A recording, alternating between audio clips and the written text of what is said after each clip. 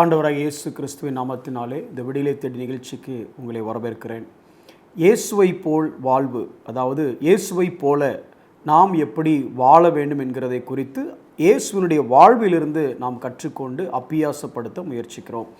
இன்றைக்கு ஒரு காரியத்தை அல்லது கிறிஸ்தவத்தினுடைய இன்னொரு அடிப்படை சத்தியத்தை உங்களுக்கு ஷேர் பண்ணலாம் அப்படின்னு ஆசைப்படுகிறேன். ஒரு வசனத்தை நம்ம வாசிக்கலாம்.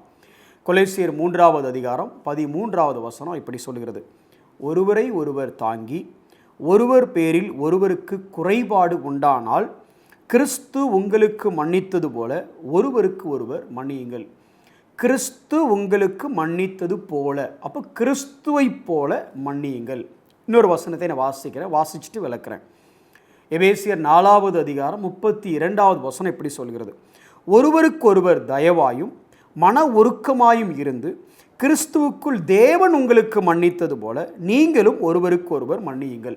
இந்த ரெண்டு வசனமும் சொல்கிறது ஒருவருக்கு ஒருவர் மன்னியுங்கள், அவ்வளோதான். மன்னியுங்கள் அப்படிங்கிறது தான். ஆனால் இந்த மன்னியுங்கள்னு சொல்லும் பொழுது எப்படி மன்னிக்கணுங்கிறதுக்கு ஒரு அப்சல்யூட் வேணும்ல. எல்லா விஷயத்துக்கும் நம்ம உரசி பார்ப்பதற்கு ஒரு உரைகள் வேணும். அப்போ யாரை மாதிரி மன்னிக்கணும் அப்படின்னா கிறிஸ்துவ மாதிரி மன்னிக்கணும். அப்போ கிறிஸ்து எப்படி மன்னித்தார், கிறிஸ்து யாருக்கு மன்னித்தார், எப்படி மன்னித்தாருங்கிறத நம்ம கற்றுக்கொண்டாதான் நாம் எப்படி மன்னிக்கணும் அப்படிங்கிறது இருக்குது. இப்போ இந்த வசனத்தினுடைய பின்புலம் பார்த்தீங்க அப்படின்னா ஒருவருக்கு குறைபாடு உண்டானால் அப்படின்னு இருக்குது. அப்போ எப்போ மன்னிப்பை பற்றி பேசுது அப்படின்னா ஒருத்தர் தப்பு செஞ்ச அப்போ, அல்லது ஒருவருக்கு ஒருவர்னு சொல்லும் பொழுது இங்கே புறஜாதியை பற்றி பேசலை, சபைக்குள்ளே இருக்கிற விசுவாசியை பற்றி தான் பேசுது. இந்த விசுவாசியில் ஒருத்தன் அல்லது சபையில் அங்கமாக இருக்கக்கூடிய ஒருத்தன் தவறு செய்தால் அவனை எப்படி மன்னிக்கணுமா அப்படின்னா கிறிஸ்து நம்மை மன்னித்தது போல மன்னிக்கணும் அப்படின்னு சொல்லியிருக்கு. ஸோ இதோ இது டெய்லி லைஃபோட ஒரு practical way of teaching, forgiveness.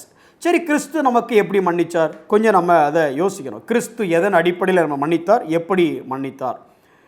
நீங்களும் நானும் தேவனுக்கு எப்படி இருந்தோம் அப்படின்னா சத்துருக்களாய் இருந்தோம் மனதில் அப்படின்னு சொல்லியிருக்கு. எல்லாரும் வழிவிலகி ஏகமாய் கெட்டு போனார்கள், ஒருவனும் இல்லை, ஒருவனாயிலும் இல்லை அப்படின்னு இருக்கு.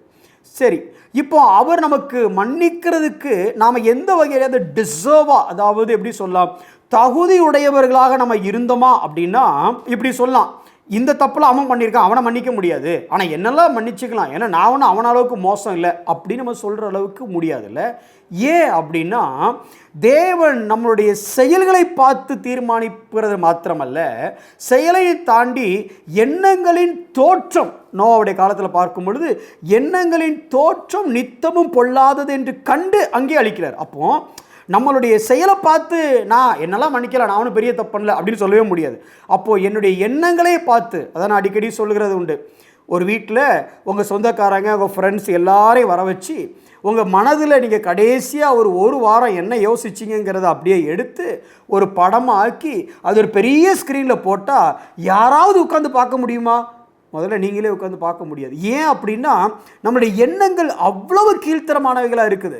ஆனால் ஆண்டவர் சொல்கிறாரு, எண்ணத்தை மட்டும் பார்க்கல, எண்ணத்தின் தோற்றம் நித்தமும் பொல்லாதது என்று கண்டு தேவன் உலகத்தை அழிக்கிறதுக்கு முற்பட்டார். எப்போ நம்ம நோவோட காலத்தில். இப்போ அதே மாதிரி நம்மளை வச்சு பார்த்தோம் அப்படின்னா நாம் நினைக்கிறது எல்லாமே நம்மளை அழிச்சிடணும் அப்படி தான் அவர் நினைக்கிறார். அந்த அளவுக்கு தான் நம்ம நினைக்கிறோம். நம்மளுடைய எண்ணங்கள் இருதயத்தின் நிறைவினால் வாய் பேசும்.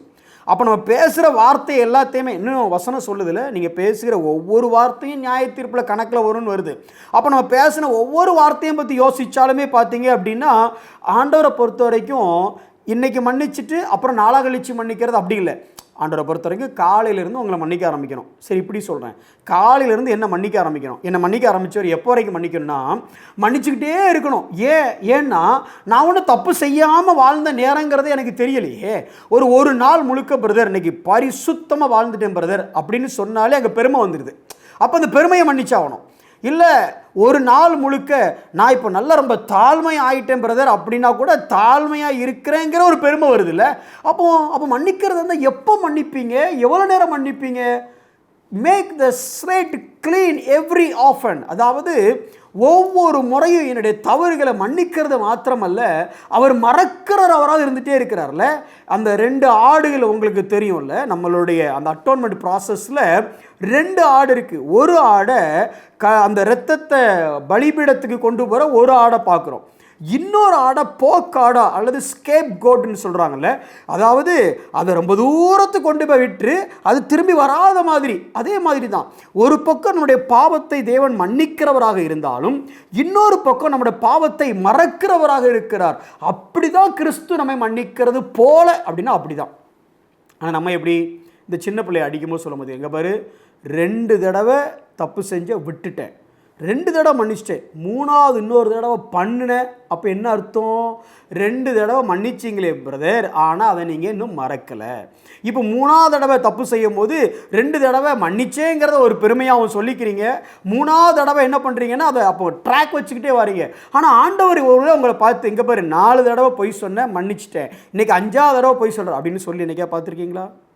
அப்போது கிறிஸ்து மன்னிக்கிறது போல நம்மளோடு கூட சகோதரனுக்கு குறைபாடு இருந்தால் அதை நாம் மன்னிக்க வேண்டும். எந்த மாதிரி? மன்னிக்கிறவர்களாகவும் மறக்கிறவர்களாகவும். Keep the slate clean. ஒவ்வொரு முறையும் அவங்க தப்பு செய்யும் பொழுது ஏதோ இதுவரைக்கும் தப்பே செய்யாதது போல நாம் அவங்கள ட்ரீட் பண்ணோம். which doesn't mean that we have to compromise their mistakes. அவங்களோட தவறுக்கு நம்ம ஒத்து போகணும்னு நான் சொல்ல வரல. இல்லை அந்த தவறை கண்டுக்காம இல்லை இல்லை இல்லை இல்லை அப்படி இல்லை. ஆனால் நாம் யார், நாம் எத்தனை முறை தவறுகிறோம் என்கிறதையும் நம்ம மனதில் வச்சுக்கொள்ளணும். இந்த உலகத்தில் பரிபூரணம் அப்படின்னு சொன்னால் அவரை தவிர யாரும் இல்லைங்கிறதையும் உணரணும். ஒரு சில வசனத்தை அவங்களுக்கு காமிக்கிறேன் பாருங்களேன். மத்தேயு 6வது அதிகாரம் 12வது வசனம். நம்ம எல்லாருக்கும் தெரிந்த லார்ட்ஸ் ப்ரேயர். அதில் இப்படி வருது, எங்கள் கடனாளிகளுக்கு நாங்கள் மன்னிக்கிறது போல எங்கள் கடன்களை எங்களுக்கு மன்னியும். இப்போ நாம் மன்னிக்கணுங்கிறதுக்காக ஆண்டு இந்த காரியத்தை உங்களுக்கு கற்றுக் கொடுக்குறாரு.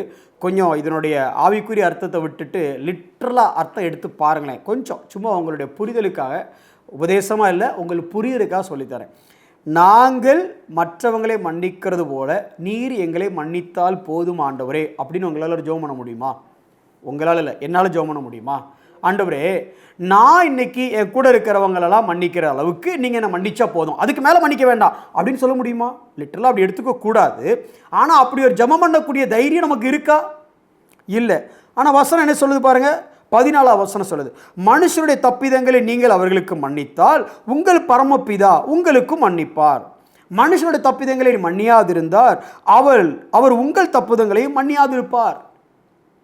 பேசிக்காக இதை லிட்டரலாக எடுக்க முடியாது, நேரம் கம்மியாக இருக்கனால சுருக்கமாக ஒரே வார்த்தையில் சொல்லணும் அப்படின்னா, தயவு செய்து மன்னிப்போம், தயவு செய்து மன்னித்த காரியத்தை மறந்து விடுவோம். அது யாருக்கு நல்லது? அவங்களுக்கு நல்லது? இல்லை இல்லை, பேசிக்காக அது நமக்கு நல்லது.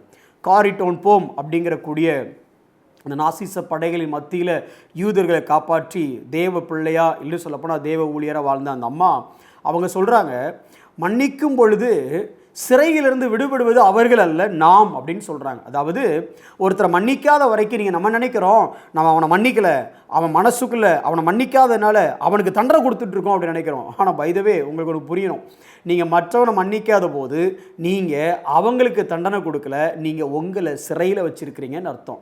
மன்னியாமைங்கிற 4 வாள் அந்த ஜெயிலுக்குள்ளே நீங்கள் மாட்டிகிட்டு இருக்கிறீங்க. நீங்கள் அவங்கள மன்னிச்சிங்கன்னா உங்களுக்கு நல்லதுங்கிறது தான் பிரதானமான உண்மை. நான் மன்னிச்சதுனால அவனுக்கு நன்மையா, அதை விட நான் மன்னிச்சா எனக்கு நன்மை, இப்படி மட்டும் புரிஞ்சிடுச்சுன்னு வச்சுடுங்க. எந்த தப்பையும் உடனே மன்னிச்சிடும். யாருக்கு நன்மை? எனக்கு நன்மை.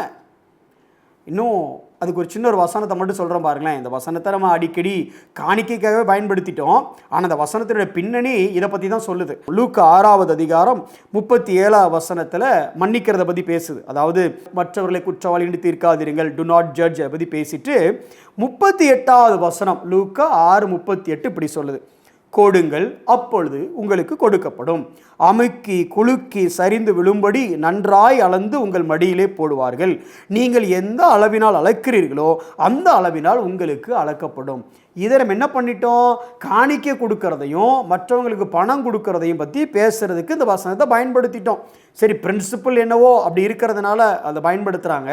ஆனால் இங்கே கான்டெக்ஸ்ட் பின்னணி என்ன அப்படின்னா 37ஆம் வசனம் என்ன சொல்லுதுன்னா, விடுதலை பண்ணுங்கள் அப்பொழுது நீங்களும் விடுதலை பண்ணப்படுவீர்கள். அப்படின்னா என்ன அர்த்தம் அப்படின்னா, ஒருத்தனை மன்னிக்காம நியாயம் தீர்க்கிற அப்படின்னா வேண்டாம் வேண்டாம், அவனை நியாயம் தீர்க்காம அவனுக்கு நான் மன்னிப்பை கொடுக்குறேன், அவனுக்கு நான் விடுதலையை கொடுக்குறேன், அவனுக்கு நான் இரக்கத்தை கொடுக்குறேன், அவனுக்கு நான் விடுதலையை கொடுக்குறேன், அவனுக்கு நான் மன உருக்கத்தை காமிக்கிறேன், அவனை நான் விடுதலை பண்ணுறேன், இதை நான் கொடுக்குறேன் பார்த்தீங்களா, இப்படி நான் கொடுத்தேன்னா எனக்கு எப்படி கொடுக்கப்படுனா அமுக்கி குலுக்கி சரிந்து விழும்படி மடியிலே போடுவார்கள்.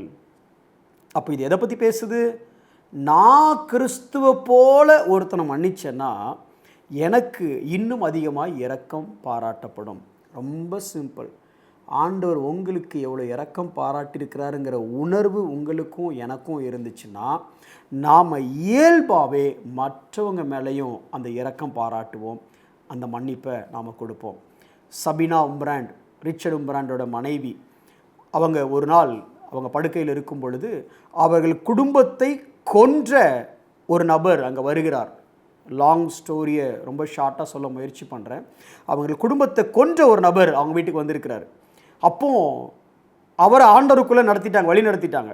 வழி நடத்தினதற்கு பின்பு சபினா அவங்க படுத்திருக்கும் பொழுது அவங்க அறையில் போய் ரிச்சர்ட் உம்ராண்ட் சொல்கிறாரு, உன் குடும்பத்தை முற்றிலுமாக அழித்த ஒரு இராணுவ தளபதி நம்ம வீட்டுக்கு வந்திருக்கிறார், அவர் இப்பொழுது கிறிஸ்துவுக்குள்ளாக நமது சகோதரன் ஆகிவிட்டார் அப்படின்னு சொல்லிட்டு வந்துடுறார். சபினா 2 நிமிஷம் உட்காந்து அழுறாங்க.